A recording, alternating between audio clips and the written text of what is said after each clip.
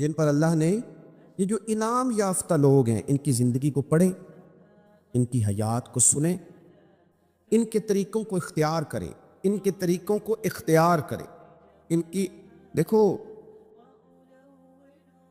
اگر آپ اپنے بزرگوں کے طریقوں پر چلیں گے نہیں نا تو خالی اظہار نسبت سے آپ کو بھی نہیں مزہ آئے گا، تو بندہ ڈسٹرب رہتا ہے۔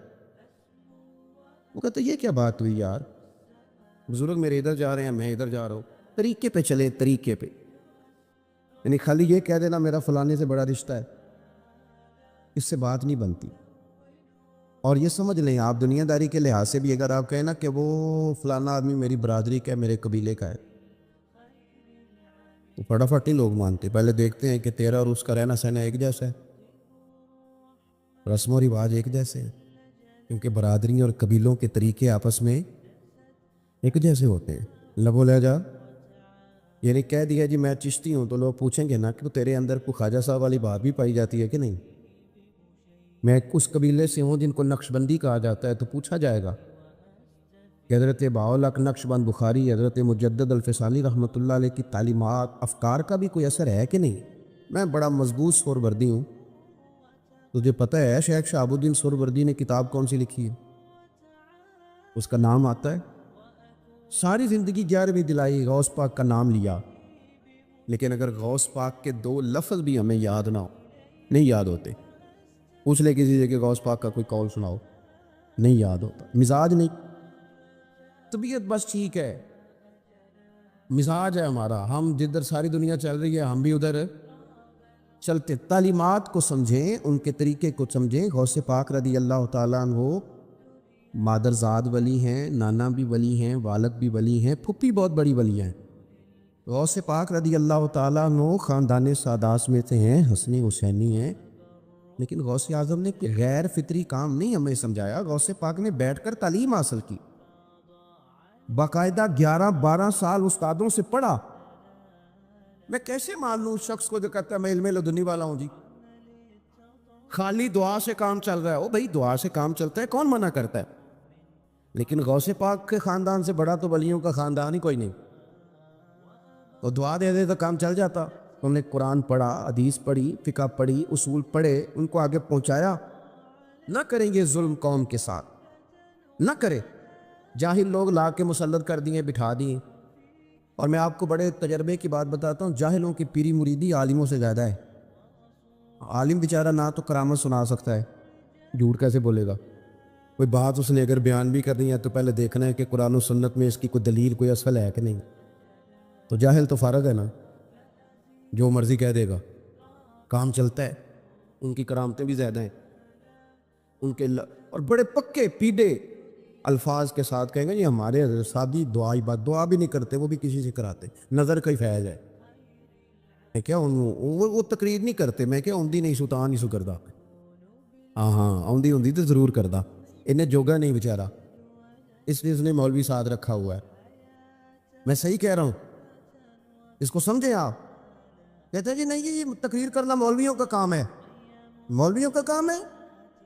42 سال 42 ایئرز غوث پاک جیلانی نے ممبر پر بیٹھ کر لوگوں کو تقریر سنائی ہے۔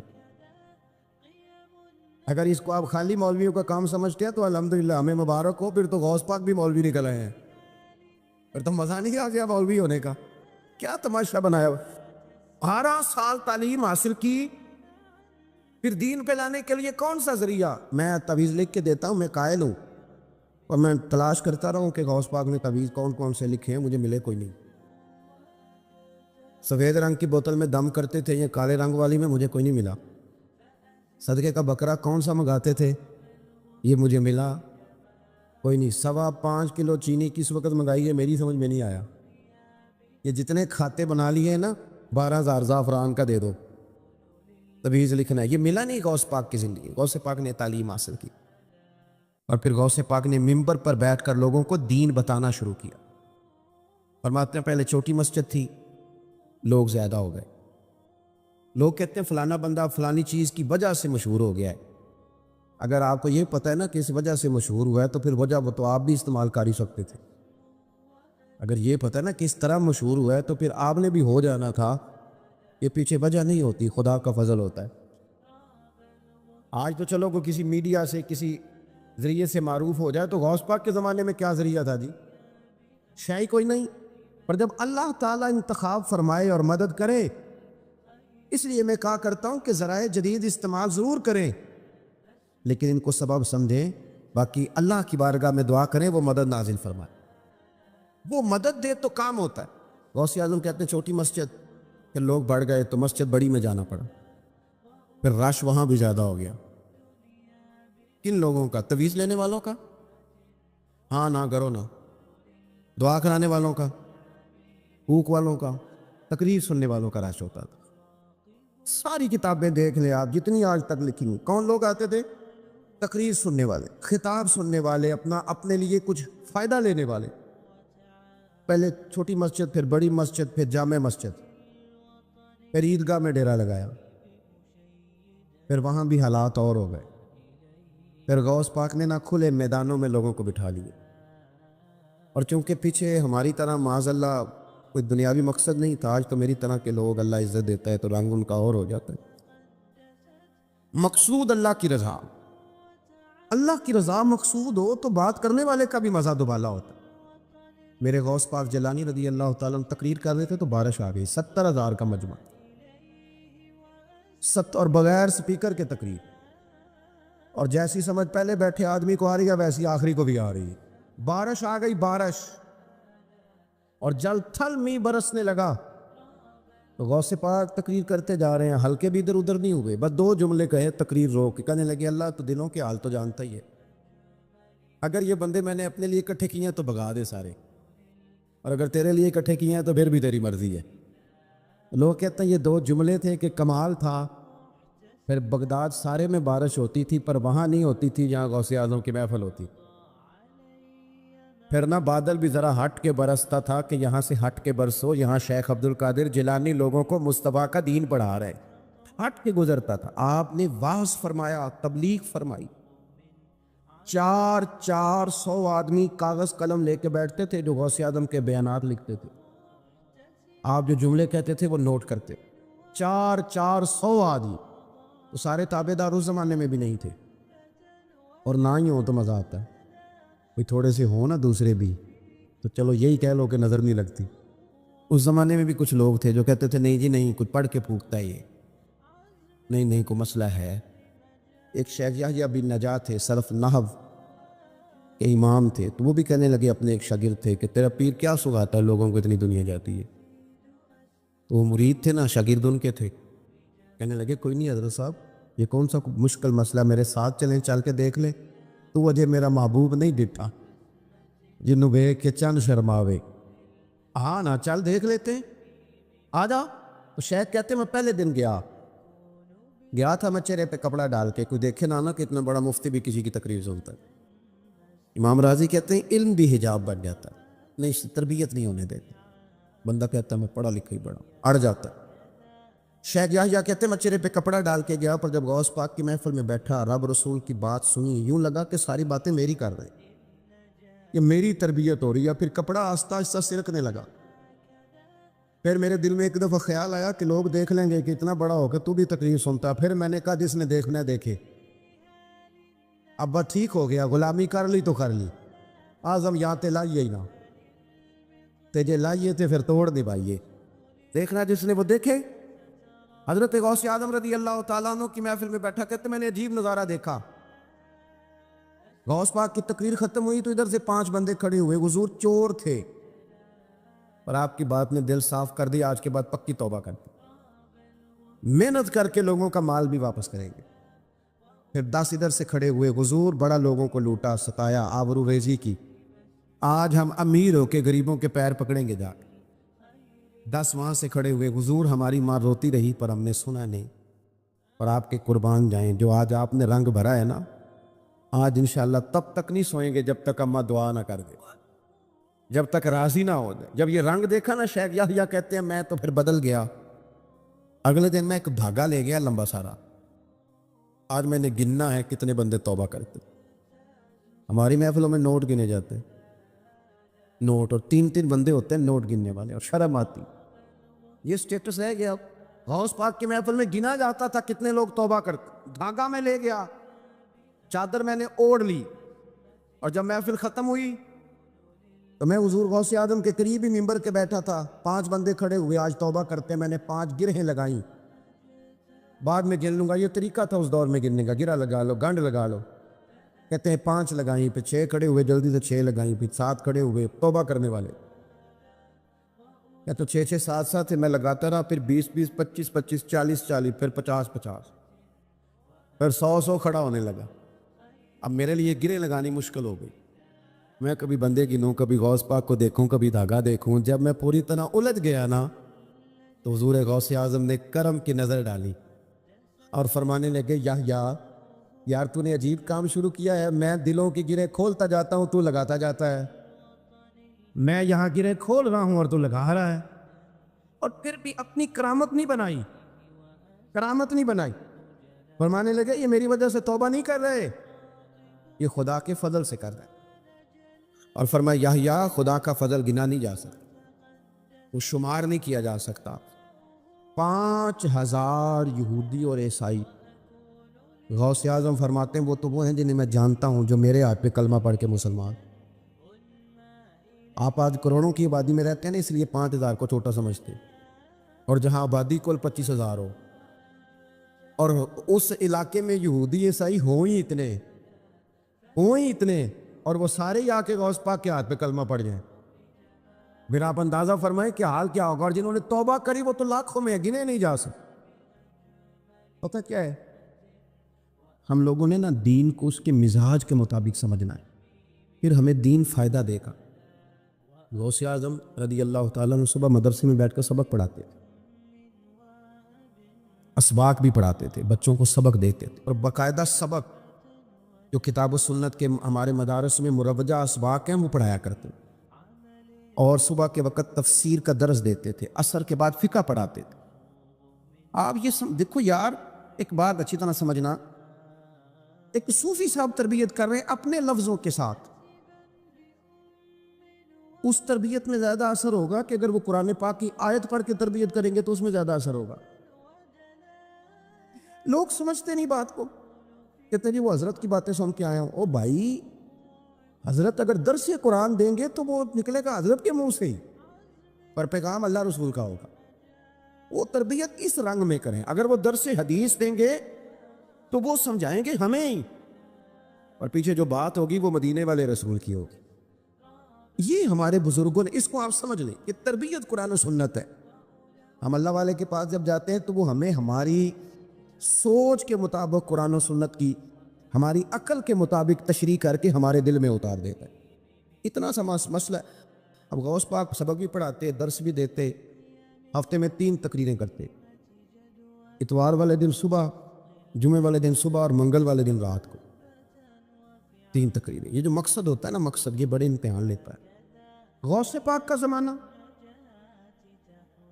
فقدان سہولیات کا, اور مقصد کی لگن یہ کہ 70,000 بندہ آ گیا تقریر سننے, اور یہ کہ لوگ آئے ہیں مہینوں کا سفر کر کے, کوئی گھوڑے پہ, کوئی اونٹ پہ, کوئی خچر پہ, کہ غوث پاک سے بات سنیں گے, اللہ دل صاف کرے گا.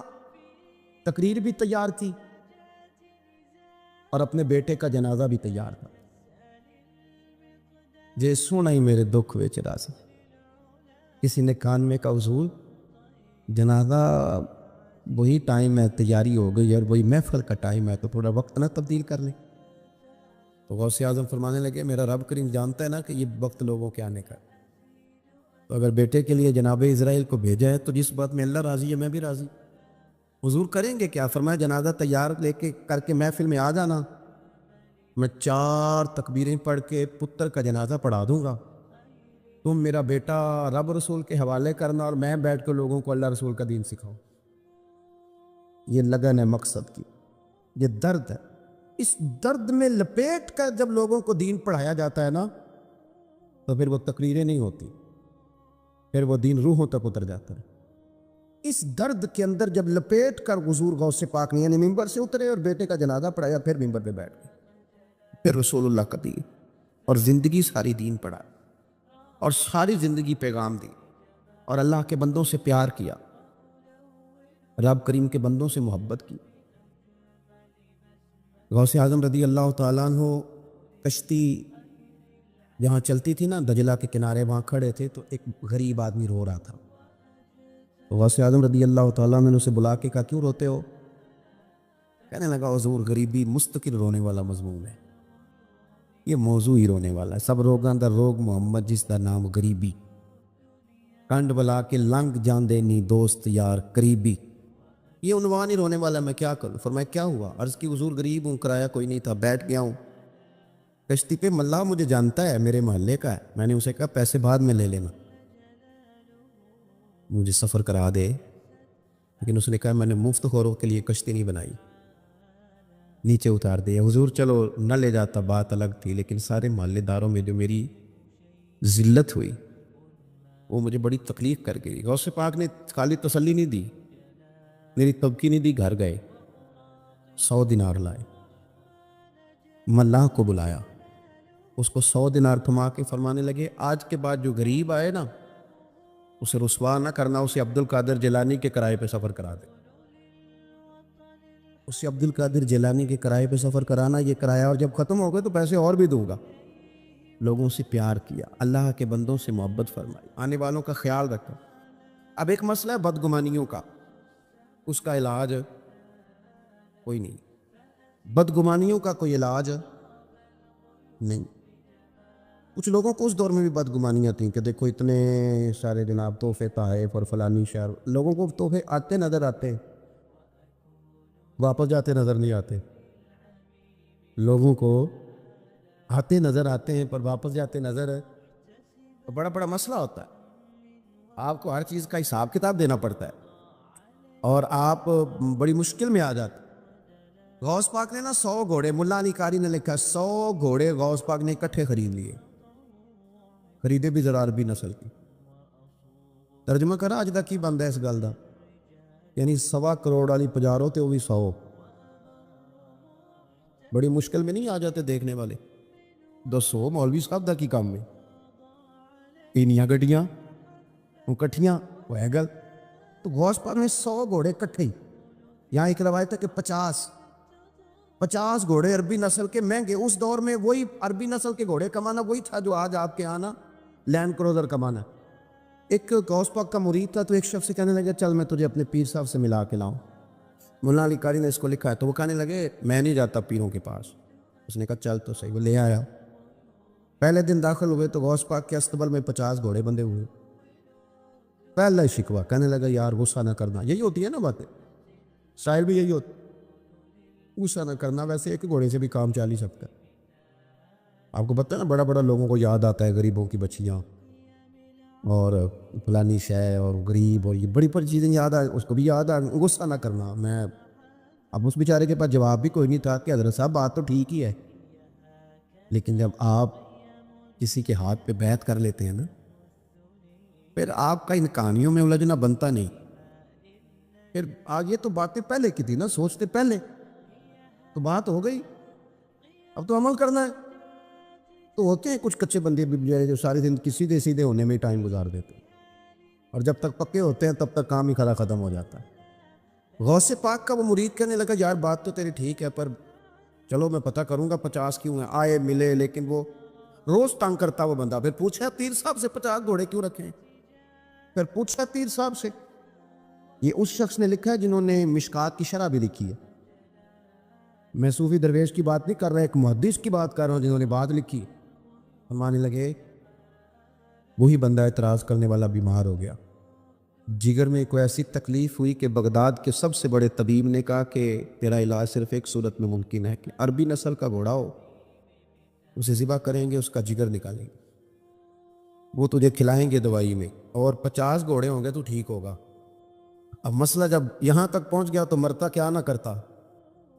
پھر اپنے اسنگی سے کہنے لگا چل پیر صاحب کے پاس، انہوں نے کہا میں نہیں ہوں جانا، اس نے کہا نہیں تیری مہربانی، تو کوئی کسی اور چیز پہ بھی اللہ کا واسطہ، وہ مانیں گے نہیں۔ اس نے کہا پیر پکڑوں گا، میں منت کروں گا، میں خدا رسول کے واسطے دوں، ایک دفعہ چل ورنہ مر جاؤں گا۔ مرنے والا بندہ کیا کرے؟ جب موت سامنے نظر آئے تو گیا غوث پاک کے پاس، اور کہتا ہے سارے راستے سوچتا گیا کہ پیروں پہ سر رکھوں گا، پگڑی اتاروں گا، یہ کروں گا، منت کروں گا، ماں کی بات سناؤں گا، اپنی بہنوں کا واسطہ دوں گا، بڑا کچھ کروں گا، حضور اس کے صدقے مان جائیں، چھوٹے بچوں کی بات سن، سارے راستے تیاری کرتا گیا۔ لیکن جب غوث پاک جیلانی کی ڈیوڑی میں قدم رکھا تو شیخ عبد القادر جیلانی دیکھ کے مسکرائے، فرمانے لگے او یار تجھے بڑا شکوہ تھا میرے گھوڑوں پہ، اصل میں نا تو ایک دن میری گلی سے گزر رہا تھا، میں نے تیرے ماتھے پہ نظر ڈالی تو سمجھ آ گئی تو بیمار ہو جائے گا اور تیرا علاج بھی 50 گھوڑوں سے ہوگا، میں نے 50 کیا کرنے تھے، میں نے تو تیرے لیے منگا کے رکھے وہ۔ کچھ تو مجبوریاں رہی ہوں گی، یوں ہی کوئی بے وفا نہیں ہوتا۔ او خدا کے بندے تیرے لیے رکھے ہیں، فرمایا چارہ ڈالنے کی بھی ضرورت نہیں، وہ میرے مرید ہی ڈالیں گے، تو روز آیا کر، ایک لے جایا کر، اپنا علاج کرا کرنے لگا۔ حضور مرید کر لیں، فرمانے لگے تو اتنے امتحان لے کے بیعت کرے اسے نہیں کیا کرتے، تو مرید ہی ہے، تو لے جا کھا۔ اور اپنا آج تک لوگوں کو بدگمانیاں ہوتی ہیں، اور یہ ہو نہیں سکتا کہ آپ سچی بات کریں اور آپ کو مشکل نہ آئے۔ یہ ممکن نہیں ہے کہ آپ خیر کا رستہ اختیار کریں اور وہ رستہ دشوار نہ ہو۔ وہ تو جو بھی اس رستے پہ چلے گا، وہ جتنا مرضی بڑا بھی ہو، جتنی بڑی قریب کی نسبتیں بھی رکھتا ہو، وہ شہزادہ کیوں نہ ہو جس نے محبوب کے کندھوں پر سواری کی ہے، جو بھی اس رستے میں چلے گا، حق کے رستے میں، اسے مشکل تو آئے گی۔ فرمایا اب چوتھا کام اور آخری کام یہ کرے کہ وَتَوَاصَوْا بِالصَّبْرِ، اس رستے میں صبر کی تلقین کرے، حوصلے کو، بردباری کو، ہمت کو۔ یہ فوراً طے ہونے والا رستہ نہیں ہے۔ مجھے آپ ایک پھونک مار دیں، ایک نظر کر دیں، ایک توجہ کر دیں، ایک تعویذ دے دیں، 1 منٹ لگا دیں، یہ ایسا رستہ نہیں ہے۔ یہ رستہ ہے صبر والا، اطمینان والا۔ آپ کو بار بار اٹھنا ہے، بار بار چلنا ہے، بار بار تھکاوٹ کو اتارنا ہے، بار بار شیطان کو مات دینی۔ تو فرمایا 4 کام کرو۔ ایک تو ایمان مضبوط ہو، یقین کامل کی دولت حاصل ہو۔ دنیا میں سب سے زیادہ پیچھے وہ لوگ نہیں رہ جاتے جن کے پاس ڈگریاں نہیں ہوتی، کمزوریاں وہ نہیں دکھاتے جن کے پاس شعور نہیں ہوتا کہ میں نے کام کیسے لے کے آگے جانا۔ یاد رکھیے گا وہ لوگ بھی زیادہ پیچھے نہیں رہ پاتے جن کے ساتھ تعاون کرنے والا، ہاتھ بٹانے والا، سہارا دینے والا، مشورہ دینے والا کوئی نہیں ہوتا۔ سب سے زیادہ دنیا میں پیچھے وہ لوگ رہ جاتے ہیں جن کے پاس ڈگری بھی ہوتی ہے، صلاحیت بھی ہوتی ہے، مالی وسائل بھی ہوتے ہیں، اچھے مشیر بھی ہوتے ہیں، پر فیصلے کی قوت نہیں ہوتی۔ بے یقین زندگی، کروں کہ نہ کروں، چلوں کہ نہ چلوں، نظریاتی کمزوری، عقیدے کی کمزوری، فکری طور پر بزدلی۔ جو شخص ساری زندگی فیصلہ نہیں کر پاتا کہ مجھے کس رستے پہ جانا ہے، وہ عمل کب کرے گا؟ جب تک آپ عقائد کے لحاظ سے یقین کامل کی دولت تک نہیں پہنچ جاتے، آپ کو لطف ہی نہیں آتا۔ آپ کو نظریاتی طور پر بہت پختہ ہونا چاہیے۔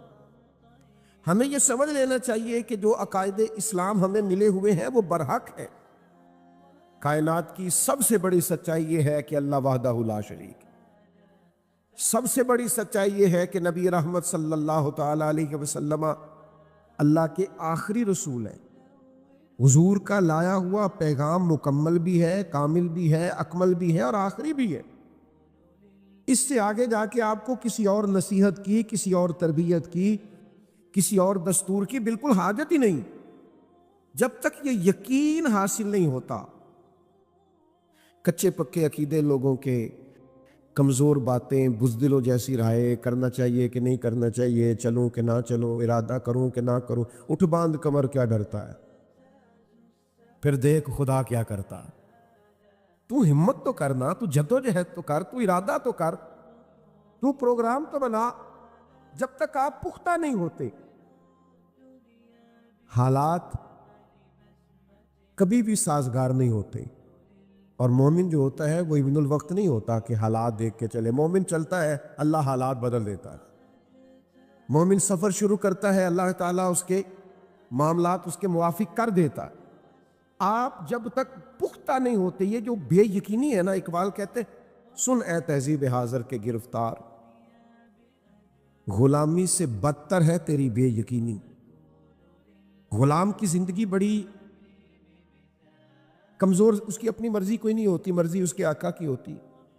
تو غلام سمجھتے ہم تو بکے ہوئے ہیں، ہمیں تو بیچا گیا ہے، ہمیں تو خریدا گیا. ان کی کوئی زندگی نہیں ہوتی. اقبال کہتے ہیں یہ جو بے یقین آدمی ہوتا ہے نا، مجھے ایک دوست کہنے لگے کہ یہ باتیں میں بھی کرتا رہتا ہوں، بہت سارے لوگ کہتے ہیں آج کل پیر بڑے جعلی ہیں. تو انہوں نے بہت ساری اس حوالے سے مثالیں مجھے دینی شروع کر دی. اور ظاہر ہے کہ اسٹیج پہ ہم بولتے ہیں، پھر کئی دفعہ جب ہم نیچے اترتے ہیں تو اوروں کی بھی کئی کی سننی پڑتی ہے، پھر کئی قسم کے خطباء سے واسطہ پڑتا ہے. اور آج کل تو ہر شخص ہی بڑا اچھا واعظ ہے، لوگ بڑی اچھی گفتگو سنا لیتے ہیں. تو ڈھیر ساری باتیں کی، پیر بڑے جعلی ہیں، پیر بڑے نقلی ہیں، پیر بڑا فراڈ ہے. تو میں نے کہا ناراض نہ ہونا، کیا خیال ہے آپ کا؟ صرف پیر ہی جعلی ہیں؟ مرید بھی کافی سارے جعلی ہیں. یہ نہیں آپ کو پتہ چلا؟ وہ چلے شعر پنجابی کا ہے لیکن آپ کی سمجھ میں آئے گا. صدیوں پہلے ایک درویش حضرت سلطان باہو، انہوں نے کہا تھا رب دا طالب کوئی نہیں ملیا، تے جو ملے طالب زر دا ہو. لوگ اللہ کا قرب تو لینے نہیں آئے، یہ تو زر کے لیے، دولت کے لیے، تعویذ کے لیے، کاروبار چمکانے کے لیے. رب دا طالب کوئی نہیں ملیا. یہ تو آئے ہیں اپنے دعاداروں کے لیے کرا کے چلے گئے. انہوں نے قرب الہی کا سفر مانگا کب ہے؟ آپ جب تک یقین کی دولت تک نہیں آتے. حضرت ابو ذر غفاری رضی اللہ تعالیٰ عنہ نے حضور کی بارگاہ میں حاضر ہو کے کلمہ پڑھا. اللہ کے حبیب صلی اللہ تعالیٰ علیہ وسلم نے جو نصیحتیں فرمائی، تو ایک نصیحت یہ فرمائی، اللہ کے رستے میں کسی ملامت کرنے والے کی ملامت کی پرواہ نہ کرنا. لوگ تمہیں راہ خدا میں ملامت کریں گے. یجاہدون فی سبیل اللہ ولا یخافون لومۃ لائم. اللہ فرماتے ہیں رب کے بندوں کی شان یہ ہے کہ وہ اللہ کے رستے میں جہاد کرتے ہیں اور کسی ملامت کرنے والے کی ملامت کی پرواہ نہیں کرتے. ذالک فضل اللہ، یہ ان پر اللہ کا فضل ہے. لوگ تمہیں باتیں کریں گے، لوگ کہیں گے یہ تم کس رستے چل پڑے ہو، مولوی ہو گئے ہو، چھوڑ دو گے کیا سارے کام؟ حضرت ابو ذر غفاری سے سرکار نے فرمایا کسی ملامت کرنے والے کی ملامت کی پرواہ نہ کرنا، قربان جائے. تھوڑی دیر کے بعد حضرت ابو ذر غفاری نکلنے لگے تو دور وہ تھا جب دار ارقم میں لوگ کلمہ پڑھتے تھے اور اپنے ایمان کو چھپاتے تھے. بڑی مختصر سی تعداد تھی مسلمانوں کی، کفار ستایا کرتے تھے. جناب ابو ذر نکلنے لگے تو کسی نے کہا ابھی باہر جا کے بتانا نا کہ میں نے کلمہ پڑھ لیا ہے، بتانا نا کہ میں مسلمان ہو گیا ہوں، ورنہ وہ ماریں گے، ستائیں گے، تکلیف دیں گے، برا بھلا کہیں گے، زد و کوب کریں گے. تو یہ ہے ان لوگوں کی شان جنہیں یقین کامل حاصل تھا. حضرت ابو ذر غفاری فرمانے لگے ابھی تو میں نے حضور سے وعدہ کیا ہے کہ میں کسی کی پرواہ نہیں کروں گا. یہ ابھی تو وعدہ کیا، تو بھائی میں تو جاؤں گا اور میں تو اعلان کروں گا، میں تو اظہار کروں گا کہ میں کون ہوں. ہم کیوں ڈرتے اپنے عقیدے کا اظہار کرتے ہوئے؟ ہم کیوں شرماتے؟ ہم کیوں سہمی ڈری ڈری باتیں کرتے؟ ہم کیوں نظریاتی طور پر اپنے عقائد کا مضبوطی کے ساتھ اظہار نہیں کرتے؟ جناب ابو ذر غفاری گئے، اظہار کیا، انہوں نے مارا اور بڑا مارا. زخموں کا بھی ایک ذائقہ ہوتا ہے، نہیں پتا آپ کو؟ زخموں کی بھی ایک لذت ہوتی ہے. زخم کبھی ٹھیک ہونے پہ آئے تو اسے دبا کے دیکھنا، وہ بھی ایک ذائقہ دیتا ہے. ایک لذت زخموں کی بھی ہے. زخم پہ زخم کھا کے جی، پھر خونے جگر کے گھونٹ پی، پھر آہ نہ کر لبوں کو سی. یہ عشق ہے کوئی دل لگی نہیں. او بھائی ذرا اسے سہ، یہ بھی ایک ذائقہ ہے، یہ ایمان کا رستہ ہے، اس میں یہ زخم آتے رہتے ہیں، ان کو سہنا پڑتا ہے. انہوں نے مارا جناب ابو ذر کو. نبی کریم علیہ السلام کے چچا جناب عباس آئے، کہا نادانو تم اس رستے سے تجارت کرنے جاتے ہو جہاں ان کا قبیلہ ہے، اگر ان کو تکلیف دو گے تو ان کا قبیلہ تمہیں گزرنے دے گا؟ کفار نے چھوڑ دیا۔ میں نے کہا زخموں کا بھی مزہ ہے۔ اگلے دن پھر جناب ابو ذر تشریف لائے اور وہاں وہ ٹولیاں بنائے حرم میں کھڑے تھے، تو پھر انہوں نے اپنے ایمان کا اظہار کیا، انہوں نے پھر پکڑ کے مارا۔ پھر جناب عباس آئے، یہ کیا ان کو حکمت نظر نہیں آ رہی تھی؟ ان کو سمجھ نہیں آ رہی تھی کہ یہاں اظہار نہیں کرنا چاہیے؟ یاد رکھیں، جب تک آپ نظریاتی طور پر پختہ نہیں ہو جاتے، آپ کو انشراح صدر حاصل نہیں ہو جاتا۔ میں نے کالج میں وہ وقت بھی دیکھا کہ جب میں جاتا تھا اور ٹوپی پہنے ہوئے ہوتے تھے تو کچھ ہمارے کلاس فیلو مولوی ادھر آ، تو ایک دور ایسا تھا جب وہ بم دھماکے بہت ہوتے تھے، تو وہ پھر وہ چھیڑتے تھے کہ مولوی یہ کام کرتے ہیں، تو کچھ کلاس فیلو ستایا کرتے تھے کیونکہ ہم ٹوپی میں اور داڑھی میں، اور وہ کالج کے لڑکے کچھ تھوڑا پریشان کرتے بعض اوقات، تو چلے دوست تھے، ہم بھی ان سے محبت کرتے، برداشت کرتے، یہ ہوتا ہے اسکول کالج میں ادارے میں۔ تو وہ جو کبھی مولوی کہہ کے معاذ اللہ طنز کرتے تھے، پھر وہ وقت بھی آیا، انہوں نے فون کر کے کہا کہ کہیں ملو گے، تمہارے ساتھ ایک تصویر بنانی تھی۔ تو میں نے کہا دیکھ لو، مولوی کے ساتھ بنانی پڑے گی، یہ تم دیکھ لو، انج بھی سجن واہ واہ تے انج بھی سجن واہ واہ۔ آپ نہ ملامت سے نہیں ڈریں، آپ وقتی طور پر کی ہوئی کسی کی تنقید سے نہ ڈریں، انشراح صدر ہو، آپ کو یہ قوت حاصل ہو، آپ کے اندر یہ ذائقہ ہو، ایمان کے ذائقے کو محسوس کریں، عقائد کی پختگی اپنی طبیعت میں لائیں۔ یہ کیا بات ہوئی؟ میں نے کل فلاں کی بات سن لی تھی اور وہ یہ بھی کہہ رہا تھا اور فلاں وہ بھی کہہ رہا تھا، خدا کے بندے کہیں روک تو صحیح، کہیں ٹھہر تو صحیح، یہ کیا بات ہوئی جدھر کی ہوا ہوئی تم ادھر کے ہو گئے؟ ہوا ایک طرف کی نہیں چلتی، یہ سمتیں بدل بدل کے چلتی۔ تو آپ ہوا کا رخ نہ دیکھیں، حالات کے سہمے ہوئے لوگوں کو بتا دو حالات بدل جاتے ہیں، ایک جیسے نہیں رہتے۔ تو میرے عزیز، پختہ ہو جائے، عقائد کے معاملے میں پختہ ہو۔ ہمارے ہاں روز بحثیں ہوتی ہیں اور کبھی کبھی ایسے محسوس ہوتا ہے کہ شاید ہم نے یہ سمجھ لیا دین صرف بحث کے لیے دنیا میں آیا۔ چیزیں طے ہیں، عقائد طے ہے۔ حضرت مجدس الفسانی کو پڑھ کے دیکھیں، عقائد طے ہے۔ اعلیٰ حضرت رحمت اللہ علیہ کو پڑھے، عقائد طے ہے۔ آپ ان پر پختہ رہیں، کسی نئی تحقیق کے نام پر کسی تخریب کی کوئی ضرورت نہیں۔ آپ مضبوط رہیں، نظریاتی طور پر پختہ رہیں۔ اور یہ اتنے مضبوط لوگ ہیں کہ ان کی اسناد بڑی مضبوط ہے، یہ تسلسل سے نظریات آ رہے، یہ 14 صدیوں سے امت کا تسلسل ہے، لہذا پختہ ہو جائیں، ایمان پر پختہ۔ اور پھر یہ جو ہمارے ہاں ذوف اعتقادی آئی ہے نا، کیونکہ حضرت تشریف فرما ہے، خانقاہ سے وابستہ ہیں، مسائل ہوتے ہیں، بد نظری بھی ہوتی ہے، جادو کے اثرات بھی بعض اوقات بعض لوگوں کو ہو جاتے ہیں، پر اتنے نہیں ہوتے جتنے ہم لوگوں نے سمجھ لی تھی۔ یعنی ہر بابا صاحب نے دکان کھول لی اور ذوف اعتقادی پیدا کر دی جاتی، اور وہ جو سانپ سے ڈرنے والا تھا وہ آہستہ آہستہ رسیوں سے بھی ڈرنے لگتا ہے۔ یہ تعویذ گنڈے کے نام پر آپ نے نفسیاتی نہیں ہونا، یہ باعث برکت ہیں، بڑی اچھی چیز ہے، آپ وظائف لیں، آئیں پڑھیں، یہ بھی میں نے کہا ہمارے بزرگوں کا تسلسل ہے، اس سے بڑی خیر ملتی ہے، لیکن اس نام پر آپ نے کسی جاہل آدمی کے ہتھے نہیں جڑنا، آپ نے ذوف اعتقادی کا شکار نہیں ہونا، آپ نے مضبوط رہنا ہے۔ یہ دیکھیے نا، نبی کریم صلی اللہ تعالیٰ علیہ وسلم نے حضرت عبداللہ ابن عباس سے فرمایا عبداللہ، ساری دنیا مل کے بھی تمہارا کوئی نقصان کرنا چاہے تو کر نہیں سکتی جب تک رب نہ چاہے، جب تک اللہ کی حکمت کا تقاضا نہ ہو، اور فرمایا سارے مل کے تمہارا کچھ سنوارنا چاہیں سنوار نہیں سکتے جب تک رب کی رحمت کا فیصلہ نہ ہو۔ تو سہمے رہنے کا کیا مطلب؟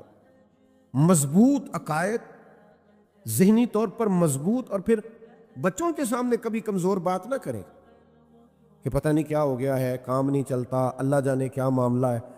آپ یہ کمزوریاں آنے والی نسل میں منتقل نہ کریں، آپ ایسی باتیں نہ کریں، بلکہ میں تو دوستوں سے عرض کیا کرتا ہوں، آپ اپنے بچوں کے سامنے ایسی خوبصورت باتیں کریں کہ انہیں نظریاتی پختگی حاصل ہو۔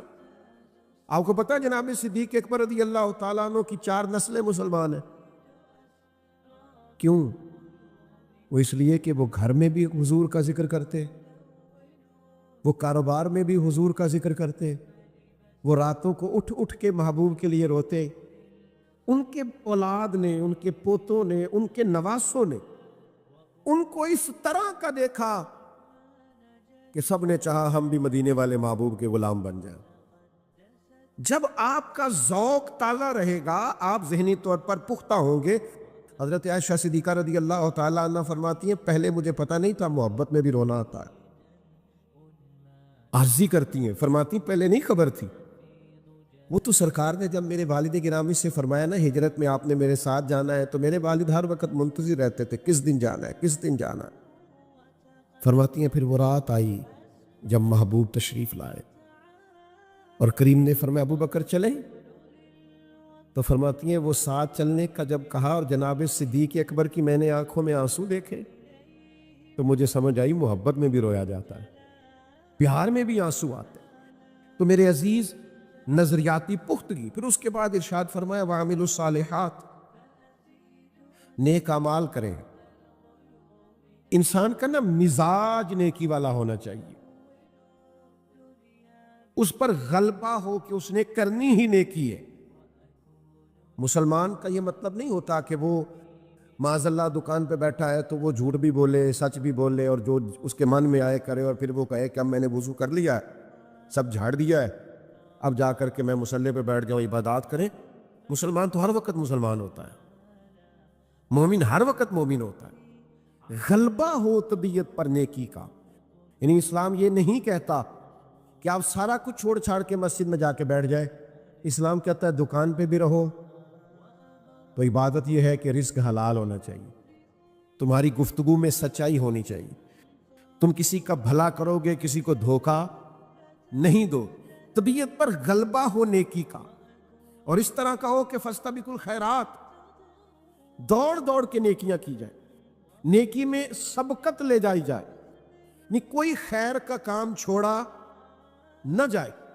ہمارا مزاج اس طرح کا ہو کہ ہم ہمہ وقت نیکی کر رہے. میں آپ کی خدمت میں عرض کروں، حضور علیہ السلام نے فرمایا تم نے نیکی کو حقیر نہیں سمجھنا، کچھ نہ ہو سکے تو اپنے بھائی سے ملاقات مسکرا کے کر لینا، اللہ صدقے کا ثواب عطا فرما دے گا. نہیں کم از کم لہجہ ہی میٹھا کر لیں. آپ تھکے ہوئے آئے ہیں، کاروباری مسائل آپ کے ساتھ ہیں، لیکن جو اہلیہ ہے نا آپ کی، وہ آپ کا لباس ہے، آپ اس کا لباس ہے. آپ جتنے مرضی بڑے آدمی بھی ہیں، آپ ہزاروں لوگوں کو ڈیل کرتے ہیں، آپ کچھ بھی ہیں، لیکن وہ آپ کا لباس ہے، آپ اس کا لباس. وہ جو بات آپ سے کرے گی کسی اور سے کر سکتی، تو اس کو بھی چند منٹ درکار ہے آپ کے. آپ غصہ کر رہے ہیں، گھر آئے ہیں تو میں تھکا ہوا آیا ہوں، میں فلاں کر کے آیا ہوں، تم نے بات چھیڑ دی. او بھائی ذرا ٹھہر تو صحیح، سن تو صحیح. یہ وہ رشتہ ہے جسے اللہ نے اپنی نشانیوں میں سے نشانی قرار دیا. آپ کی والدہ کو جو بات آپ سے کرنی ہے وہ کسی اور سے کر سکتی نہیں. آپ کا والد جس اعتماد سے آپ کے ساتھ بات کر سکتا ہے کسی اور سے کر سکتا. یہ آرام پسندی کا مزاج طبیعت سے نکال دے. مومن فعال ہوتا ہے، جد و جہد کرنے والا ہوتا ہے، ہر وقت نیکی کا مزاج رکھتا ہے. اس کی کوشش ہوتی ہے یہ خیر بھی کر لوں، یہ خیر بھی کر لوں، یہ خیر بھی کر لوں. اس کی طبیعت پر غلبہ نیکی کا ہوتا. ہم کیا کرتے ہیں؟ ہم آرام ڈھونڈتے ہیں کہ تھوڑا سا کوئی کام ہو جائے، پھر ذرا مجھے موقع ملے اور میں فٹافٹ آرام کروں. آرام نہیں تلاش کریں. لَقَدْ خَلَقْنَا الْإِنسَانَ فِي كَبَدٍ. اللہ فرماتے ہیں ہم نے انسان کو پیدا ہی مشقت میں رہتا ہوا کیا ہے. تو جب اللہ نے پیدا مشقت میں کیا ہے تو پھر جد و جہد کی طبیعت بنائے، پھر کوشش کریں، پھر آگے بڑھیں، ہمت کریں. نیکی کو دیر نہیں کریں. آپ کوشش کریں کہ خیر کا کام جلد سے جلد ہو جائے. حضرت جابر ابن عبداللہ رضی اللہ تعالیٰ عنہ بیان فرماتے، بخاری شریف میں موجود ہے، فرماتے ہیں کہ احد کا دن تھا تو ایک صحابی کھجور کھا رہے تھے. کتنا وقت لگتا ہے کھجور کھانے میں؟ فرماتے ہیں کھجور کھاتے کھاتے انہوں نے سرکار کی بارگاہ میں عرض کی یا رسول اللہ صلی اللہ تعالیٰ علیہ وسلم اگر اس جنگ میں میں شریک ہو جاؤں اور پھر میں شہید ہو جاؤں تو مجھے کیا ملے گا؟ تو سرکار نے فرمایا اللہ تمہیں جنت عطا کرے گا۔ پھر غور کیجئے گا، انسانی نفسیات کے قریب بات ہے۔ فرماتے ہیں وہ کھجور کھا رہے تھے، کچھ کھا چکے تھے، کچھ ان کے ہاتھ میں تھی۔ آخر کتنا وقت لگتا ہے کھجور کھانے میں؟ یا رسول اللہ صلی اللہ علیہ وسلم اگر اس جنگ میں شہید ہو گیا تو کیا ملے گا؟ تو کریم فرمانے لگے جنت ملے گی۔ تو فرماتے جتنی کھجور انہوں نے کھا لی تھی کھا لی، باقی چھوڑ دی، تلوار اٹھائی اور میدان میں نکلے اور شہید ہو گئے۔ انہوں نے لوگوں کو بتایا کہ ہم نیکی کرنے میں اتنی دیر بھی نہیں کرنا چاہتے جتنی کھجور کھانے میں دیر لگتی۔ اب نیکی ہاتھ آ رہی ہے، اب اسے کرنے میں دیر، اب جلدی سے نیکی کی جائے۔ طبیعت اور مزاج پرہیزگاری والا ہو۔ یہ ایسا نہیں ہے کہ مجھے موقع ملا تھا تو میں نے یہ خیر کا کام کر لیا۔ ہمہ وقت مومن سراپا خیر ہوتا ہے، اس کی طبیعت سراپا نیکی ہوتی ہے، وہ ہر وقت نیکی کرنا چاہتا ہے، اس کا ہر وقت یہ مزاج ہوتا ہے۔ اسی طرح بخاری میں حدیث موجود ہے، صحابہ فرماتے ہیں انداز ہم نے کبھی نہیں دیکھا کہ اللہ کے حبیب علیہ السلام نے عصر کی نماز پڑھائی اور پھر بڑی تیزی کے ساتھ حضور گھر تشریف لے گئے، اور پھر جس تیزی کے ساتھ کریم تشریف لے گئے اسی تیزی کے ساتھ تھوڑی دیر کے بعد محبوب واپس بھی تشریف لے آئے۔ تو ہمارے ذہنوں میں سوال تھا کہ کبھی ایسا ہوا نہیں؟ تو حضور فرمانے لگے تم سوچ رہے ہو گئے کہ میں بڑی تیزی سے گھر گیا اور واپس بھی آ گیا یا رسول اللہ؟ بالکل، میں نے کہا کہ سب سے بڑے ماہر محبوب ہیں انسانی نفسیات، یہ ذہنوں پہ سوال اٹھ سکتے ہیں، ان کا پہلے سے محبوب جواب ارشاد فرماتے۔ تو کریم فرمانے لگے کہ تم سوچ رہے تھے کہ میں اتنی تیزی سے گیا اور پھر اتنی تیزی سے واپس کیسے آ گیا یا رسول اللہ؟ یہی سوچ رہے تھے۔ تو حضور فرمانے لگے گھر میں کچھ سونا آیا تھا، میں نے سارا بانٹ دیا، ایک ٹکڑا پڑا رہ گیا تھا، نماز مکمل کی ہے تو مجھے خیال آیا تو میں جلدی سے گیا، اور وہ بھی اللہ کے راستے میں خیرات کر کے آیا۔ معنی کیا ہے کہ نیکی کا وقت ہے اور آپ کو یاد آ گیا ہے کہ یہ خیر میرے ذمے ہے، پھر اس کو لیٹ نہیں کرنا، پھر اس پہ لیت الاعلی نہیں کرنا، پھر اس نیکی کے کام کو جلدی سے کر گزرے، وقت کا پتہ نہیں ہے، لہذا غلبہ ہو طبیعت پر نیکی کا۔ تیسری بات یہ ارشاد فرمائی وَتَوَاصَوْا بِالْحَقِّ، مصلحت اور چیز ہے اور حق کو چھپا لینا یہ اور چیز ہے۔ اپنی زندگی میں مزاج بنائیں سچ بولنے کا۔ ہر وقت حکمت نہیں ہوتی، کئی جگہ پہ ہماری بزدلی بھی ہوتی ہے کہ ہم اتنے جرأت مند نہیں ہوتے کہ ہم حق کہہ سکیں۔ حق کی طبیعت بنائیں۔ جتنے اولیاء تھے، صوفیاء تھے، اللہ کے بندے تھے، میدانوں میں رہے، یہ آج آسانی آئی ہے جو آپ دیکھ رہے ہیں، ورنہ انہوں نے مقابلہ کیا ہے، مشقت کی ہے، جد و جہد کی ہے، ان پر طرح طرح کے الزامات لگے، لوگوں نے ان کے لیے ڈھیر ساری رکاوٹیں کھڑی کی، انہوں نے ان ساری آزمائشوں کو عبور کیا ہے، لیکن حق کے رستے سے ہٹے نہیں ہیں۔ آپ حق بات کہیں، سچ بات کہیں۔ نبی پاک علیہ الصلوۃ والسلام نے سب سے افضل جہاد ظالم بادشاہ کے سامنے حق بات کہنے کو کہا ہے، لیکن وہ بادشاہ کے سامنے جا کے حق بات کہنا تو دور کی بات ہے، ہم تو چار دوستوں کے بیچ بیٹھ کے سچ نہیں بولتے کہ یہ مجھ سے بگڑ جائیں گے، یہ ناراض ہو جائیں۔ ہماری طبیعت ہوتی ہے کہ کوئی اس طرح کا ماحول بنا کے رکھا جائے کہ سارے مجھ سے راضی رہیں، اور بھائی سب کو راضی رکھنا تو ضروری ہے ہی نہیں۔ آپ یہ غور فرمائیے کہ آپ حق پہ ہیں، آپ جو بات کر رہے ہیں وہ درست ہے، آپ اس طرح کی سیاست نہ بنائیں کہ سارے لوگ ہی آپ سے خوش رہیں۔ سب لوگ اللہ کے حبیب علیہ السلام کو صادق اور امین کہتے تھے۔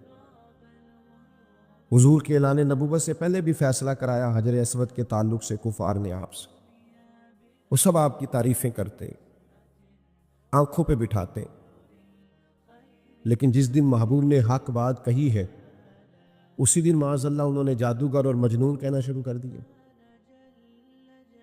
تو بھائی وہ جو تعریفیں ہو رہی تھیں، وہ جو ساری باتیں ہو رہی تھیں، وہ تو ہو رہی تھیں، لیکن مقصود अपना आप मनवाना नहीं, हक मनवाना मकसूद है। इसलिए महबूब पाक अलैहिस्सलाम ने वो बात कही जो बज़ाहिर उनके मुफादात पर बड़ी ठेस बन के लगी, लेकिन अल्लाह के हबीब अलैहिस्सलाम ने उस हक को कहा। तो भाई आपके बहुत सारे लोग ऐसे होंगे जो बिगड़ेंगे, वक्ती तौर पर नाराज होंगे, लेकिन एक बात जरूर याद रखिएगा, हक के अंदर ताकत होती है। ज़मीर हक को कबूल करते हैं। बाज़ औक़ात वक्ती तौर पर लोग तकलीफ भी देते हैं, सख्त जुमले भी कहते हैं, लेकिन तन्हाइयों में जाके सोचते हैं कि वैसे कह तो ठीक रहा था, वैसे बात तो दुरुस्त थी। ज़मीर कबूल करता, हक बात को कह दें। और फिर चौथी और आखिरी बात ये कि इस रस्ते में तकलीफ आएगी, वतवासौ बिस्सब्र, अपनी जिंदगी में सब्र की तलकीन और नसीहत को कभी नहीं छोड़ें। हमारे ना मिजाजों में वो सब्र नहीं है, वो हौसला नहीं है।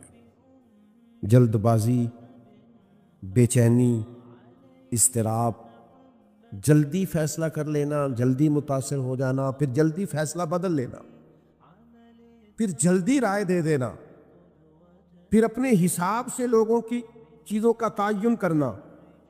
ओ भाई, आप इतनी जल्दी, किसी शख्स ने अगर आपके साथ सही तरीके से हाथ नहीं मिलाया और बड़ा वो गर्म जोशी से आपसे नहीं मिल सका, तो ज़रूरी तो नहीं है कि वो तकब्बुरी कर रहा हो, बीमार भी तो हो सकता है, किसी वजह से परेशान भी तो हो सकता है, कुछ तो मजबूरियां रही होंगी। यूं ही कोई बेवफा नहीं होता, कोई उसको तकलीफ हो सकती है। आपने इतनी जल्दी तय